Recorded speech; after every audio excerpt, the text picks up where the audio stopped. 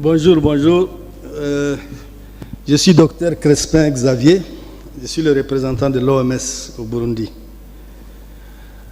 Et je voudrais d'abord remercier tous ceux qui ont présenté, notamment ma collègue de l'UNICEF, qui a fait une brillante présentation, et aux autres collègues.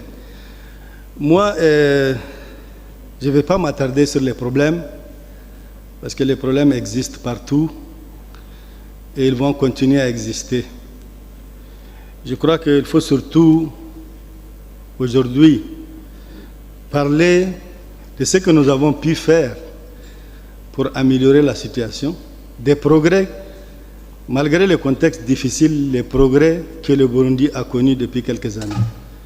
Je crois que certains collègues l'ont dit.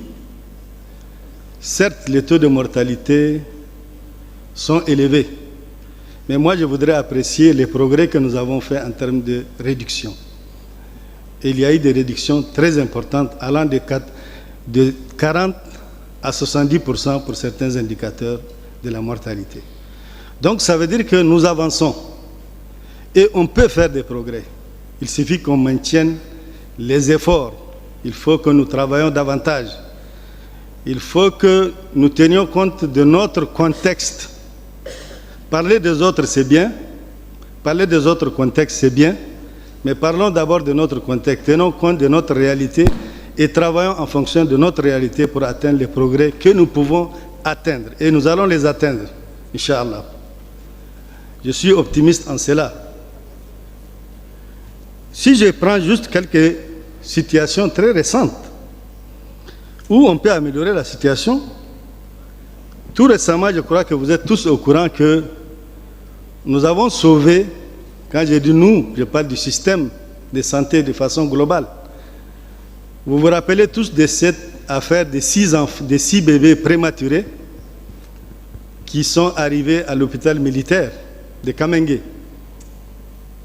Grâce à l'effort des uns et des autres, et surtout des spécialistes, pédiatres, obstétriciens et autres agents de santé qui travaillent dans cette structure de santé, on a pu sauver 4 enfants sur les 6.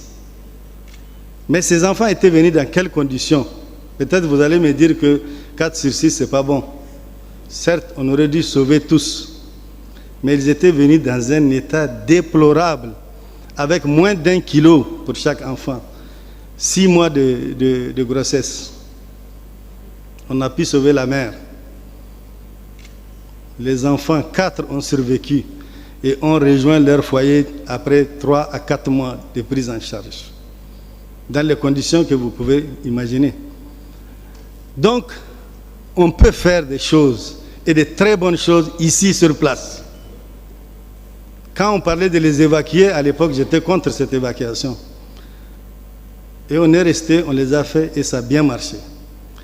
Deuxième exemple de succès qu'on peut atteindre tout récemment, ceux qui suivent l'actualité savent. Nous avons eu un prix. Encore une fois, quand je dis nous, je parle du pays.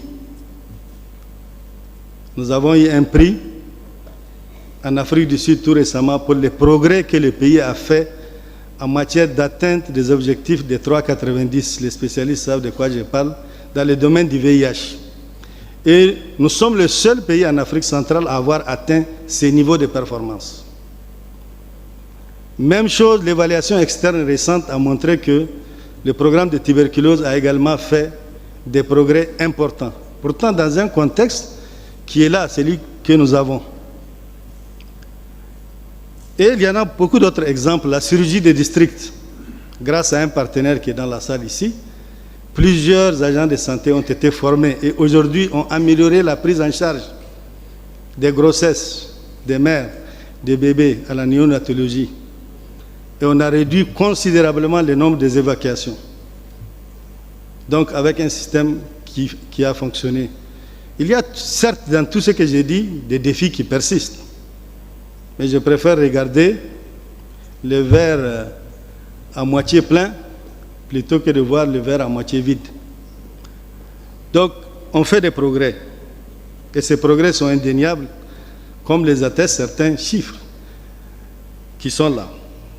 Maintenant, pour parler de ce qu'on va faire, et on a beaucoup de centres de santé. Ces centres de santé ont besoin d'être renforcés avec un paquet minimum d'activités. Parce qu'il y a des centres où nous avons quelques déficits.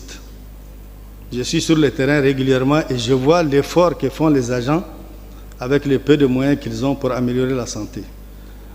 On doit les encourager à travers des stratégies fixes, des stratégies avancées, des stratégies foraines. Cela va permettre d'améliorer nos indicateurs.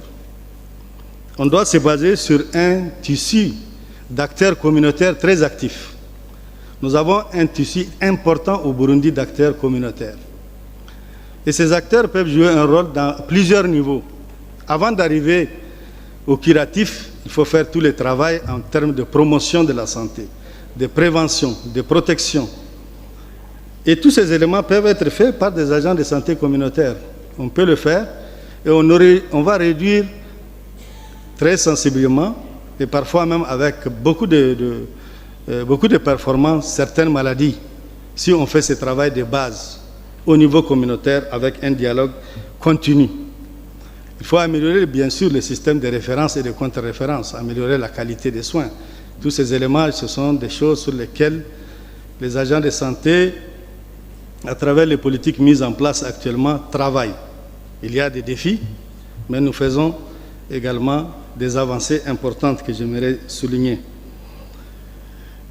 Il faut donc travailler, et c'est ça que l'OMS recommande, sur les soins de santé primaire. Les soins de santé primaire, pourquoi? Parce que d'abord, ces soins touchent la grande majorité de la population. 80% de nos maladies peuvent être traitées par le système au niveau primaire. Nous le savons très bien, toutes les études le montrent.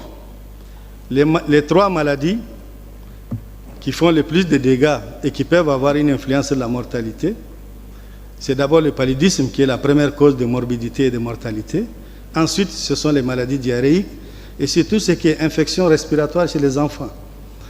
En agissant sur ces 3 maladies déjà, grâce à des soins de santé primaire, fondés sur tout ce que je venais de dire auparavant, nous pouvons faire des progrès indéniables.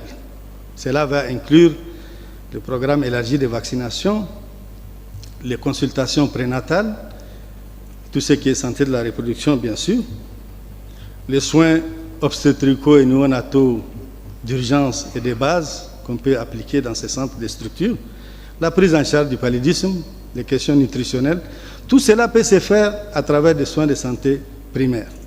Donc, mettons le focus sur les soins de santé primaire, donnons plus de place aux acteurs communautaires, mobilisons-nous davantage sur les structures communales de prise en charge et améliorons le système de référence et de contre-référence. Je crois qu'en faisant cela, nous allons faire un grand pas vers la couverture sanitaire universelle qui est l'objectif visé par tous les États. Donc, je voulais insister sur ça, mais aussi, je voulais parler d'une réalité qu'il faut tenir compte aujourd'hui quand on parle des questions de santé. Ce sont les questions liées à l'environnement et au changement climatique qui font que nous avons aujourd'hui de nouvelles maladies qui sont parties depuis plusieurs années mais qu'on revoit à venir. Ce sont toutes ces maladies qui sont liées aux catastrophes naturelles et ce sont ces zoonoses que vous entendez parler tout le temps, certaines maladies mystérieuses qu'on entend. Après investigation, ce sont des fièvres hémorragiques, etc. Toutes ces maladies, nous devrons mieux nous préparer, avoir un système résilient où on se prépare mieux pour adresser ces chocs et répondre aux épidémies à temps. Et cela va faire appel à ce qu'on appelle l'approche One Health, l'approche une seule santé. L'approche une seule santé, ça veut dire que la santé seule ne peut pas résoudre les problèmes de santé. Il faut que tous les autres acteurs, chacun en ce qui les concerne, apporte sa pierre à l'édifice. On parlait des problèmes de l'eau.